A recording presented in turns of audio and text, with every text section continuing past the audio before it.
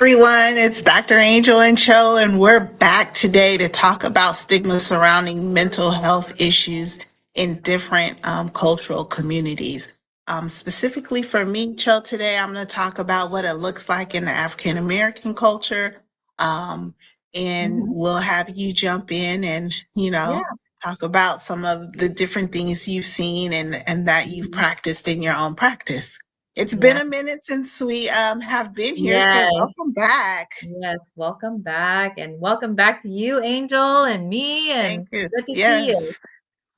Yeah. So let's go ahead and just jump right on in. So today I want to just look at mental health issues within the some stigmas around mental health in the African American culture and how it is shaped by a mixture of historical, cultural, and social factors. And Uh-huh. so I want to kind of break some of that down. When we think about it historically, the African American community has faced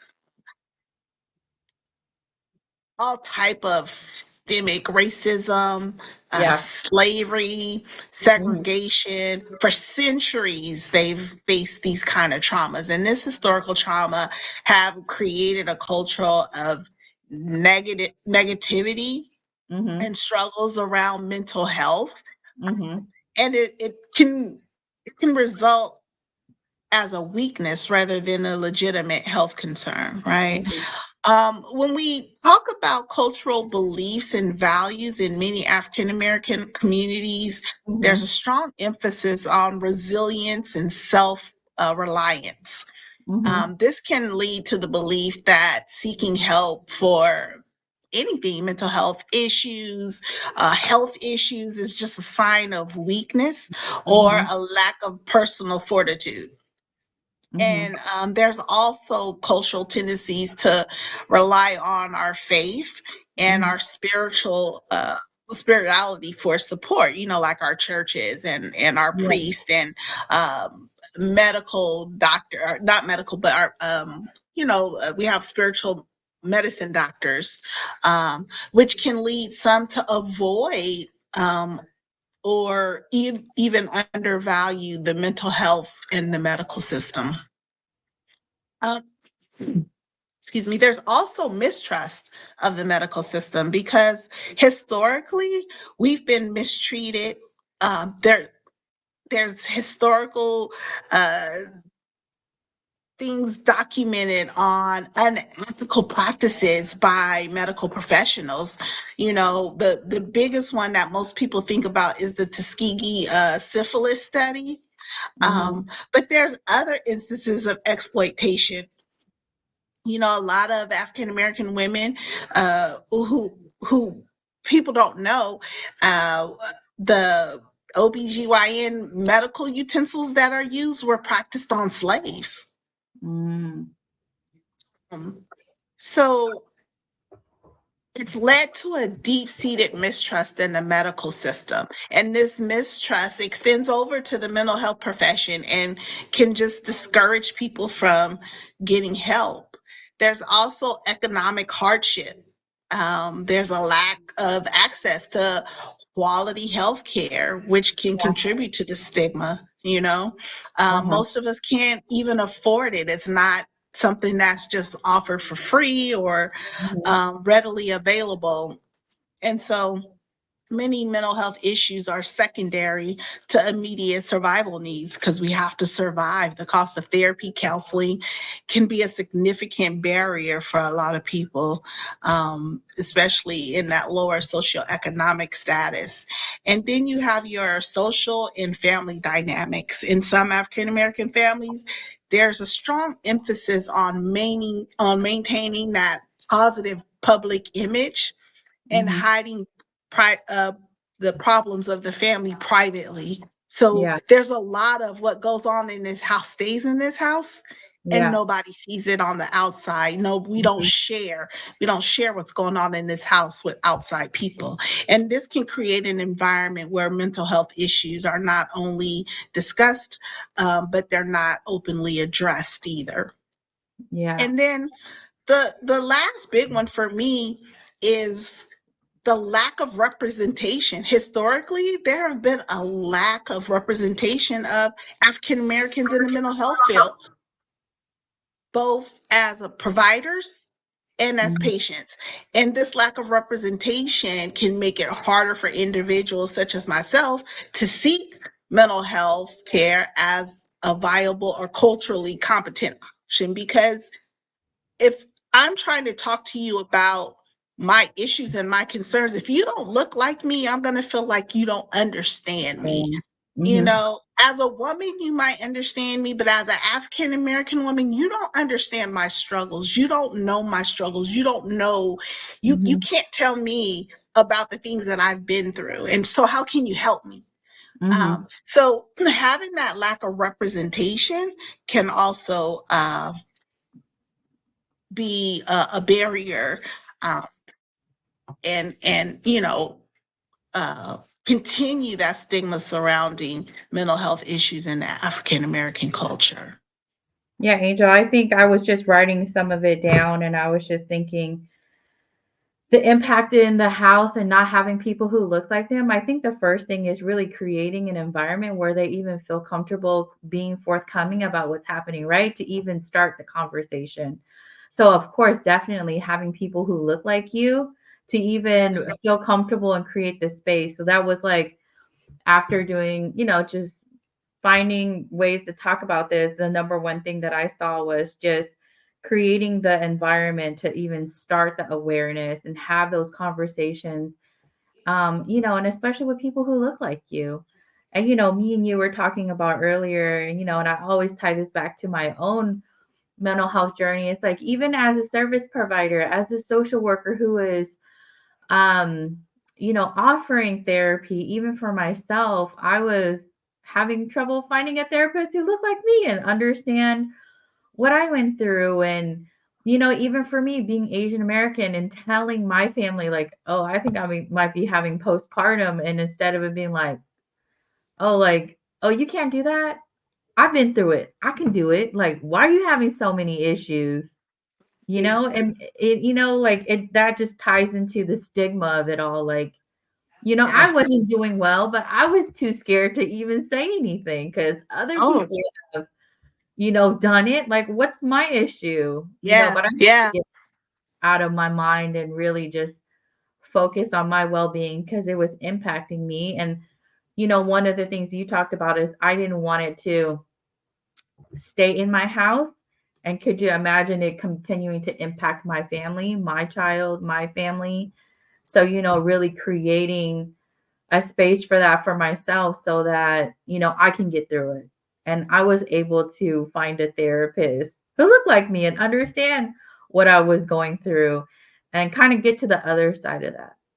So, having that representation and just even being able to come to a place within myself or even thinking about how hard it is to get to a place like that who's going through so much to even say like, you know what, I need help and maybe I might want help from someone who looks like me, or I think I want to talk about this, you know? So it just kind of goes back to everything you said, like creating a space of inclusive, being inclusive and being a Yes. safe space to even start having those conversations and then expanding that bubble and what that looks like policy wise in our institutions and could you imagine what that would look like if it was built into our policy, right? Yeah. Yeah. Yeah. So definitely. Yeah. Yeah. So, addressing these stigmas around mental health, around therapy, Mhm. in our African American culture, in any culture, it Yeah. requires a multifaceted approach, right? It Yeah. means educating and promoting awareness. Mhm. Um, Many stigmas stem from a lack of just understanding. So, not only educating um, the community, but educating the professional. right? Mhm. Um, Educating them around all of the stigmas and why the stigmas are there, and helping them to help the community to break down those barriers. Yeah. They can clarify what therapy involves and how it can be beneficial. You know, they could provide workshops, seminars, community events.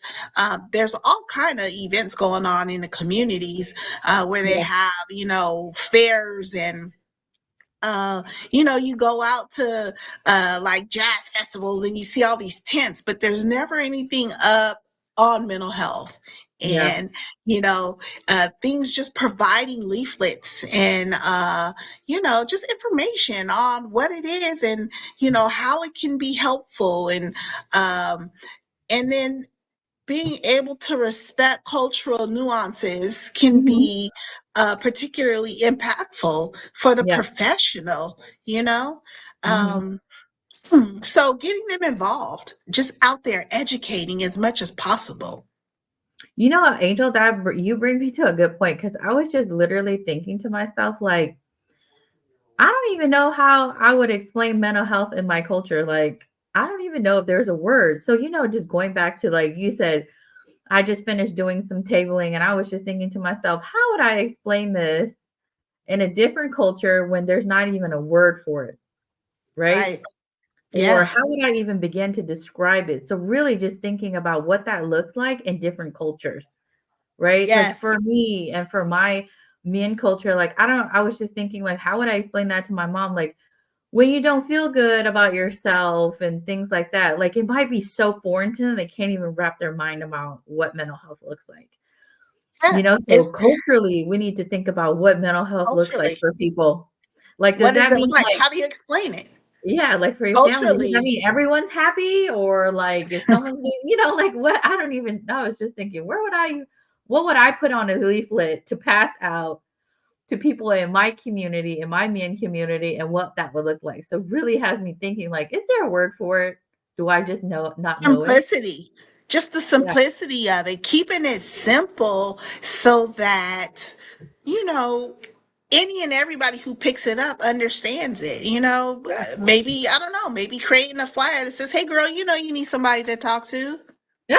Yeah. Yeah, You know keeping what it I'm saying? simple. Like keeping it simple, All right. Have Um, you done something for yourself? Have you seen your family and your friends? Like, yes.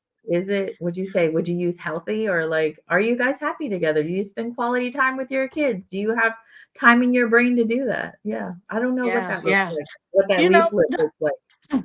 yeah, the other way, um, the other thing I was thinking about while we were talking was involving trusted community leaders to engage Mhm, in the community, using our educators, right? Local activists, getting them involved. What better way to introduce therapy at a young age to a child who's experiencing trauma mm, and acting those traumas out in school and allowing them a few minutes to meet with a therapist at school? right? That would be wonderful. That's a great introduction. You have a 5-year-old who's experiencing attachment disorder because it's their first time away from their family and they're in classroom and they're crying it out because they don't know what to do, but they're missing mommy and they want to leave and they don't like this new environment. That's the perfect time to bring that therapist in to meet with that child and work with that child, because the teacher doesn't have time because the Mm, teacher has all those other kids that they're looking after. But that's a great time to bring in that therapist and let that therapist work with that child who's currently experiencing trauma in the moment.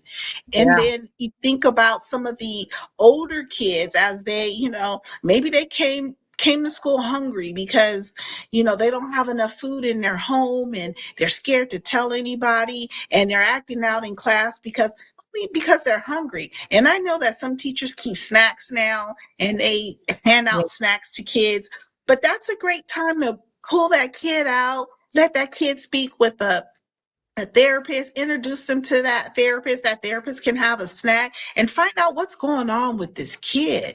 Like, Yeah. why are you acting out? What's happening?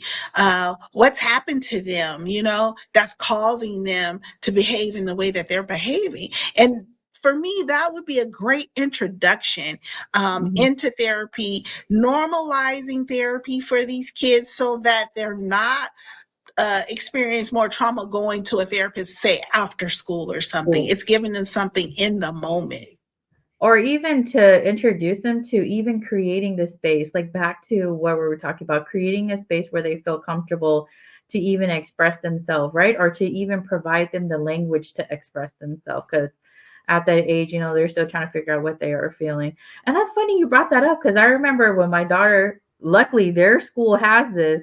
They actually had, I don't know if she was a psychiatrist or someone who worked at the school who gave them like a feelings chart and taught them about feelings. And this was in her TK class. And I was like, what is Wow. going on? But look, the school district felt that it was enough need for them to come out and speak to these 4-year olds, 4 or 5-year olds that, hey, your feelings matter, you know? Matter. Yeah, of How course they people. matter. And they have them. They have big Yeah. feelings, right? Yeah. They have big feelings and they need to know how to express them appropriately. Why not teach them at 3 and 4 Yeah. Yeah. how to express those feelings? Yeah. I definitely think it would make a big difference if we could provide those and create those spaces early. Could you imagine Yes. that we have Yeah. created these spaces early enough that by the time they become teenagers or adults, they have a lot of Have all the tools. tools in their They tool have belt, a lot of tools. their Yes. toolbox is They full. they'd be able to establish their own support and peer networks and groups, right? These spaces Yeah. could provide a sense of community and validate their individual experiences. That's creating that safe space for them. That's Mhm. allowing them to share those big emotions, those big feelings in a safe, contained place. And so I think if we had that, the stigmas would start to go away and more people would seek therapy or support around mental health issues. Also, just acknowledging and addressing those historical and societal factors that Definitely. contribute to the skepticism around mental health and medical care.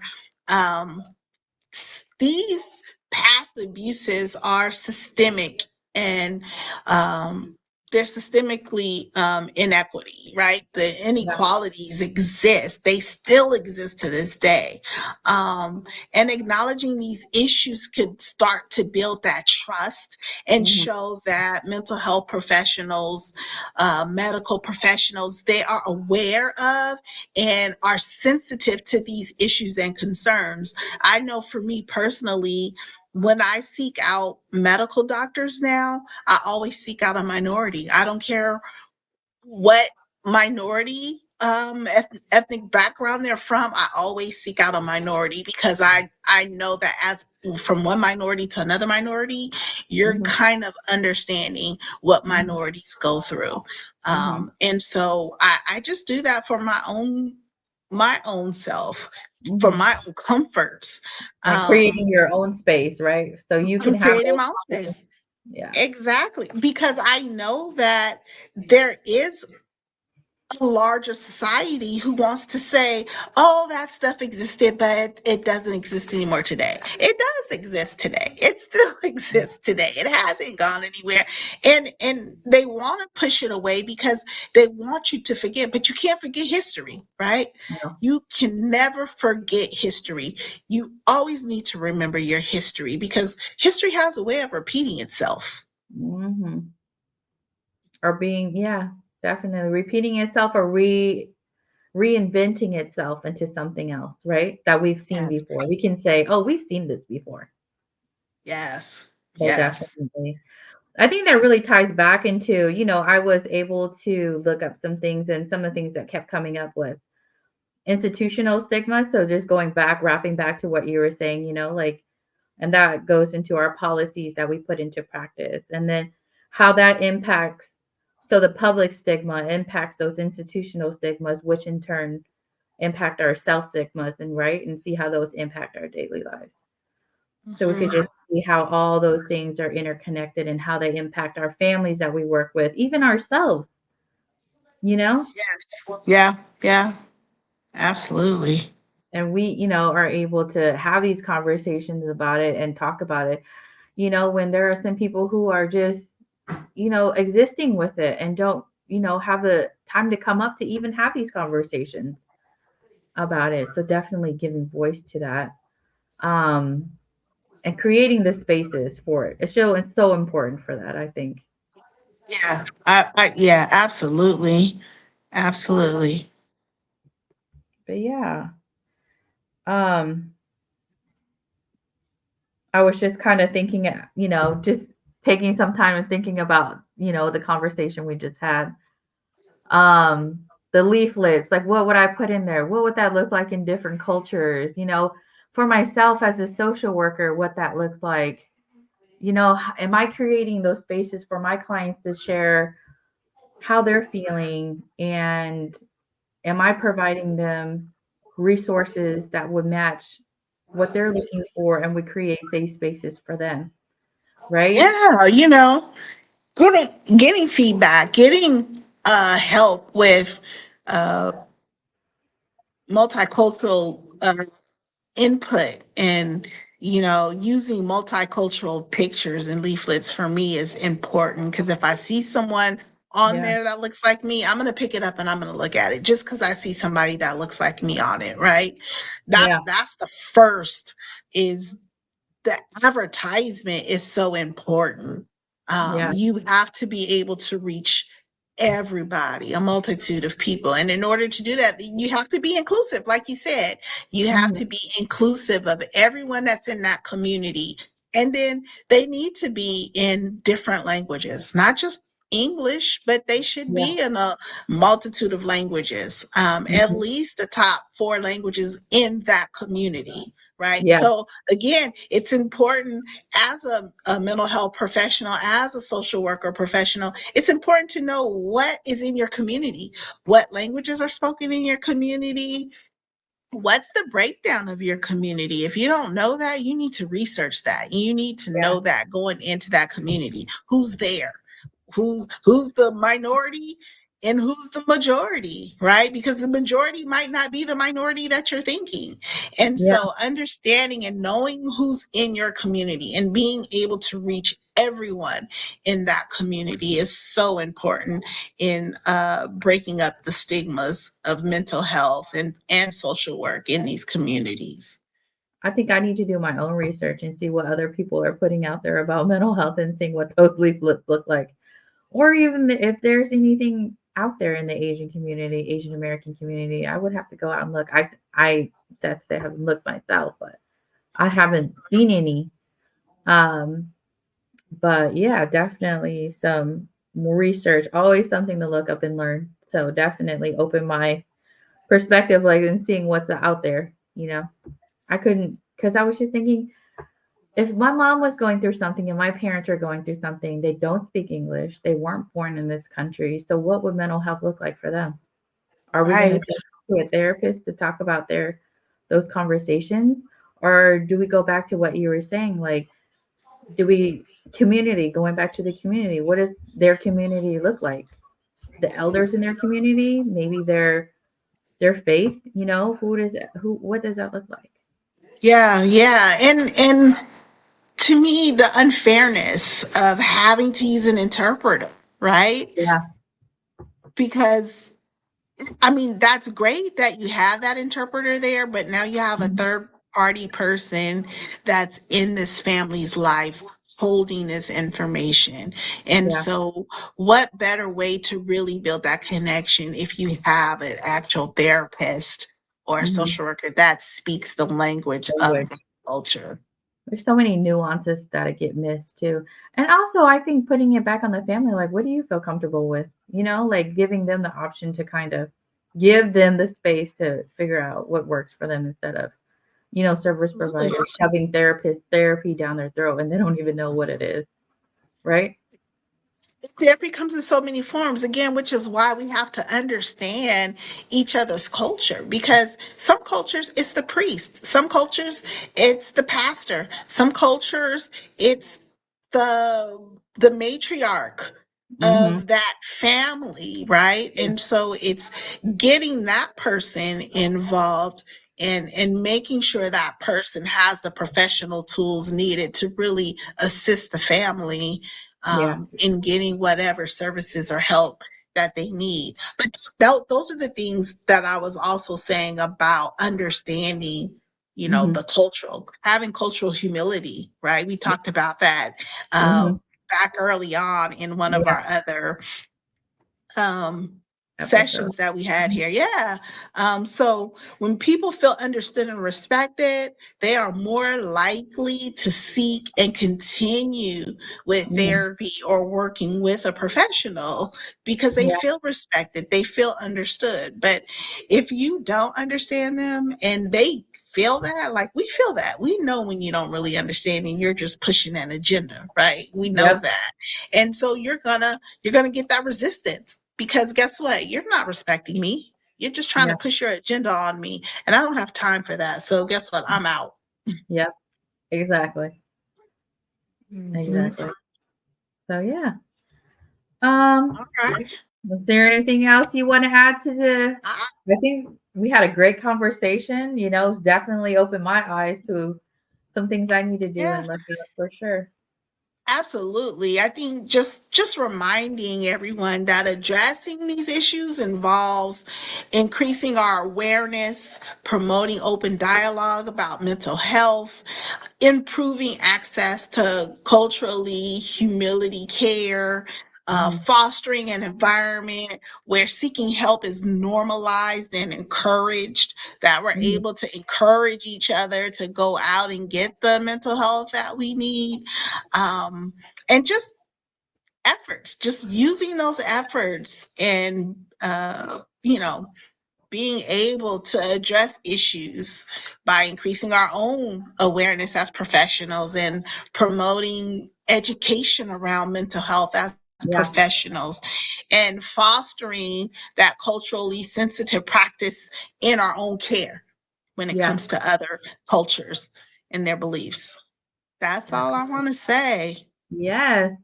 If you guys watch this video and like it, please follow us. Also, we would love to hear what you think, like we do, and we say at every end of our video. It's just us talking, but we would love to hear from you. If you ever would like to join us in a show, we would love to have anybody on there and expand our conversations, right?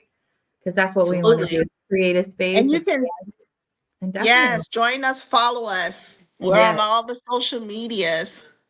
All right, everyone. See you guys next time. All right, bye. Thank you.